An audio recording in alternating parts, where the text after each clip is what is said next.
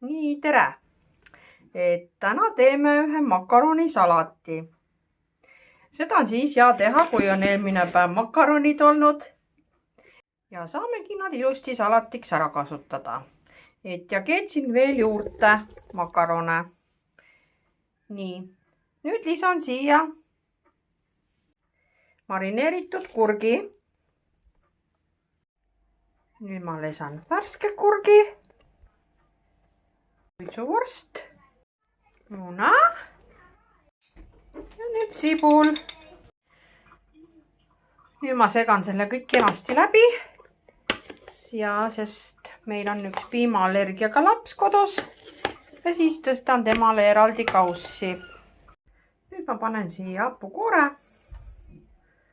Ma ei tea, panin praegu ühe paki, nii et 500 grammi. Ja siis ma panen siia veel majoneesi. Majoneesi, panen 4 supilusikat. Ja lisan ka natukene meesinäppit. Nüüd soola. Siis mina panen pipart. 1 teelusika suhkrut. Segan kõik ilusti läbi. Ja selline ta siis sai. Väga maitsev. Head isu!